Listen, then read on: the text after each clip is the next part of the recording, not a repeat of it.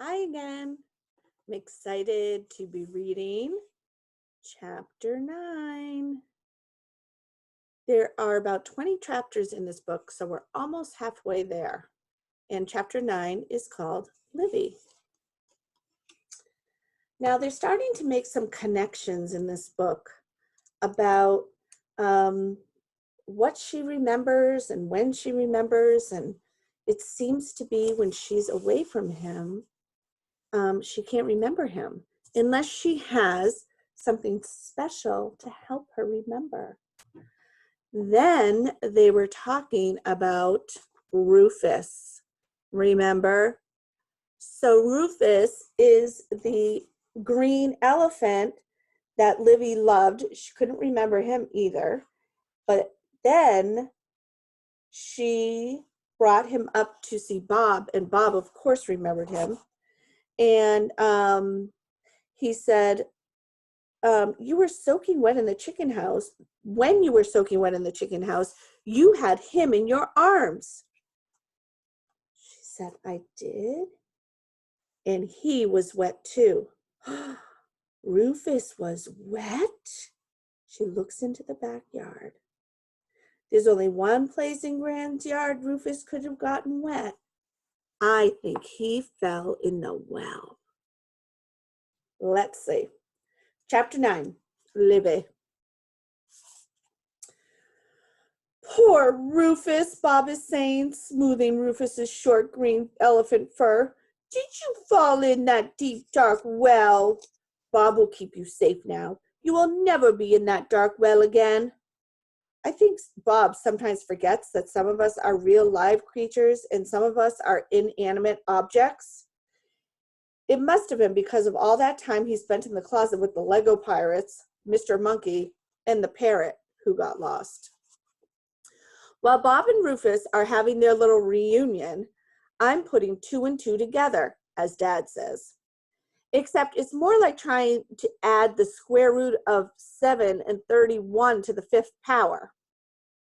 Bob says I rescued him, but he also says he went to the chicken house in the first place because I was cold, not him, me. And I was cold because I was wet. And now it turns out poor Rufus was also wet. Grand Nicholas says, I loved Rufus. I took him everywhere with me. So I'm beginning to wonder if maybe I am the one that fell in the well. Maybe Bob saved me. Bob, I say. He ignores me. He's sitting on the edge of my bed, talking to Rufus with his legs crossed and one side of his tutu sticking up. A strap is sliding down over one skinny green shoulder. Wouldn't I remember falling into a well? Maybe I hit my head. If I hit my head, I could have drowned. But could Bob have really pulled me out? He doesn't look very strong. Bob, I say again. He looks up. Yes? What if I didn't save you? What if you saved me? No, he says, you saved me, Livy. We have to go outside, I tell him, right now. Outside? It's almost bedtime. It's getting dark out. He looks at me with big eyes. I know, I say, throwing him into Sarah's sweatshirt. I'm not too excited about the dark either, but this can't wait. 5 minutes later, we're at the far end of Gran's yard, where the stiff brown grass gives way to a lot of trees and rocky ground. It was easy to sneak out of the house because Gran was on the phone and Mom was putting the baby to sleep. We just walked out the front door, which Gran almost never uses, and then ran around to the back side of the house and over to the well. Bob runs up to it, but doesn't touch it. He peers over the top. He has to stand on his tiptoes. Then he walks around the well slowly, looking as serious as a green guy can look in a tutu and a red sweatshirt so big on him that the zipper is swinging down by his ankles. What are we looking for? He says. Clues? Bob, do you remember being here with me? With Rufus? He shakes his head and points to the chicken house. I only remember the chickens. But I do remember the well, not just from yesterday's walk with Mom when she talked a lot about collecting stones with her father to make the well wall, but from before when I was 5. For instance, I know that if I walk around this well, I will see 3 little stones jutting out of the wall, one above the other, like 3 little steps that I might have tried to climb once. I circle the well slowly, and there they are. I raise one knee and try to put my foot on the lowest little stone step. There's only room for my toes. Bob, you don't remember this place at all? He shakes his head again, and I'm all out of memories. I definitely don't remember falling in. I force myself to look into the well's deep, dark, and shudder. Let's go back to the chicken house, I say. It's the nearest thing to the well. That's where Bob thinks our story starts, even though I'm feeling more and more that it starts exactly where we are right now. It takes less than a minute to walk to the chicken house. Bob stops just outside the fence and says he's not going to go in. I don't like that chicken, he says, pointing to the big one. She's got it out for me. Bob, pay attention. This is where you watched me wake up, right? Yes, Livy, inside, just like I told you. And then what? I say. And then you say you had to go to breakfast, that Gran would worry. I remember wondering what breakfast was, and you said it was usually something good, like pancakes or waffles. So I went with you. Bob is excited now, going up and down on his toes. It almost looks like a real ballerina move. Okay, show me how we got to the house. We walked, silly. I can't fly, as far as I know. Ha ha. Show me exactly the way we went. Maybe we'll see something important. He looks at the chickens and thinks for a second. We walked along the edge of the grass near the trees. You called it going the long way. When Bob says the long way, I get this memory, like a picture flashing in my head of Gran's yard, all green in the cold sunshine. And for the first time, I remember Rufus. I remember holding him, how soft he was, and how I tucked him under one armpit to keep him safe while I used 2 hands to climb over a rock or a fallen down tree trunk at the edge of the grass. Now we're getting somewhere. Show me the long way, I tell Bob. We start picking our way along the edge of Gran's lawn, tripping over tree roots and stumbling on little rocks that are loose in the dry dirt. Ouch, Bob says, bending to rub his legs. It's not that bad, I say. Not for you, maybe. You're wearing pants. I start laughing really hard because now Bob has a twig stuck to the back of his tutu. Against the dusty blue sky, it looks like he has a little tail. Bob stops and turns to me. I can't see his face, only his 2 glimmering eyes. Stop! Sorry, I'm still laughing. When something hits my funny bone straight on, I just can't stop. But Bob is suddenly serious. Livy, it's a rock. He points to a smooth gray-white rock. It's like a little table, almost a perfect rectangle, lying flat on the ground and reflecting the moonlight. He hops up onto it. He's a good hopper, very springy. Remember, you said it was the Sylvester Rock. We had picnics here. Do you mean like the book, Sylvester and the Magic Pebble? It actually does look a lot like the rock that Sylvester turned himself into. He wished to be a rock to save himself from a lion, and then he couldn't wish himself back. His parents looked for him everywhere. That part always made me really sad. Livy, this is where you saved me that first day. On this rock? Saved you from what? Bob drops his voice. From a monster. Bob, really? A monster? I was so scared I could barely move. My feet were stuck to the ground. You grabbed my hand and pulled me all the way to Grant's kitchen door. You saved me right here. What kind of monster? Oh, a toothsome and furry monster. Also fast, a fast, toothsome, furry monster, and so loud that's screeching. Bob covered his ears. I pull his hands down. Bob, you're safe. There's no monster here. Just tell me what happened. Maybe we should go inside now, Bob says. Bob, maybe that monster was from your world. Maybe what you're remembering is a clue. It'll help us figure out where you came from. I'll start hunting around the rock for more clues, but now it's almost too dark to see. Bob is nodding, excited. Yes, maybe in my world, I am the people, like you are the people here. But in my world, there are monsters, and they run after us, screeching like this. And then Bob makes a noise. I look up from my clue hunt. That's the noise the monster made?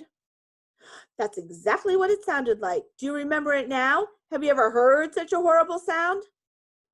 Actually, I have, because the sound that Bob made was this. Meow. Bob, I'm pretty sure that wasn't a monster. I think maybe it was a cat. A cat? Do you mean the small domesticated mammal, catcher of rats and mice? I guess so. Most cats are cute and friendly, and they say meow. They do? His look of terror disappears. Well, it doesn't say anything about that in the dictionary, but still, it was brave of you, Livy, to save me, he smiles. Then he pats the Sylvester rock. And I always liked this rock. I think I get it. Bob saved me from drowning, and then I saved him back by walking away from a cat? But none of this has helped us figure out anything about where Bob came from. I'm going to have to think of something else. I sit down hard on the Sylvester rock. It wobbles a little. Livy? Yes? Can we go home now? I want to introduce Rufus to Mr. Monkey.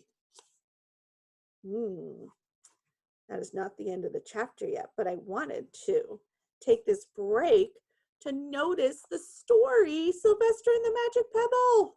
Remember when we read that? Such a good story. Continuing on. We walk into the house the same way we left, and no one even knows we're gone. When we get upstairs, Bob lies down on the bed and insists he needs Band-Aids for his scratched up legs. I can't see any marks on him, but he says he heard on a TV commercial once, and he definitely needs one on each knee, so I go out to find some Band-Aids in the bathroom cabinet. When I come back to the room, I see Bob still flat on the bed with Mom standing over him. I freeze right where I am in the doorway. There you are, Mom says, turning to me. Her eyes find the Band-Aid box in my hand. What happened? Did you hurt yourself? I try not to look at Bob, who is lying very, very still and staring straight ahead as if Mom might not notice a tutu-wearing green knot zombie the size of a 4-year-old. I can see his chest moving up and down when he breathes. In fact, I think he might be hyperventilating. I took the Band-Aids as if they just showed up and surprised me. Oh, no, yes, I have a sore toe, that's all. Let me see, Mom says. So I take off my sneaker and point to my big toe, and she coos over it and puts a Band-Aid on it for me. And when her head is down, I wave at Bob to get under the bed. But he's so busy pretending to be the world's weirdest stuffed animal that he doesn't even see me. I'm trying to figure it out. Has she seen him? Can she see him? A second later, I have my answer. Mom goes straight to the bed, flips down the blanket and tells me to get in. She doesn't even tell me to brush my teeth or anything. She says we need a little snuggle time. And when I'm in bed, practically squashed right up against Bob, she sits on the edge of the mattress and starts patting my head like she does sometimes. She can't see him. I'm leaving early, Mom says, before breakfast. You'll probably still be asleep. Okay, I tell the stomachache not to show up, but it shows up anyway. You're good staying here with Gran, right? It'll be a lot more fun than all that time in the car. Sure. Go away, I tell my stomachache. She can't wait to have some real time with you, you know. I know. You're going to make that cake together, remember? Yes. Then Mom asks if I want a story, and of course I do. Close your eyes, she says. Once upon a time, there was a remarkably brave mouse named Leah. And she tells me about a mouse princess with a baby mouse sister who cries at exactly 4 p.m. every day, and that there's a giant frog and a magic wishing well and a pie made out of flies and cheese. It's the kind of story she hasn't told me in a long time, the kind she used to tell me when I was little. My stomach doesn't feel any better, but it doesn't feel worse either. Did you make that up? I ask when she gets to the happily ever after part. She kisses my forehead. It's my own silly version of an old fairy tale. A fairy tale? About a magic well? Mom turns out the light, kisses me again, and whispers, see you in a few days. Mom? Yes. You're not leaving until the morning, right? Right. She blows me one more kiss and closes the door behind her. Did you hear that story? I whisper to Bob when she's gone. I wish our well were magic. I feel him turn his head, and all I can see in the dark are his big, wet eyes. I wish I had a mother, he said. I don't know what to say. Bob is alone in this world, totally, completely alone. Bob, I say finally, maybe you do have a mother. Maybe you have a whole big family. But he does not answer. That is the end of chapter 9. A lot of clues in that one. Glad we have a few days to think this one over. A lot of things to think about. It really seemed like the mom did not see Bob when she came in and he was right there on the bed. That makes me wonder. Okay, well, until next time, until chapter 10. See you then.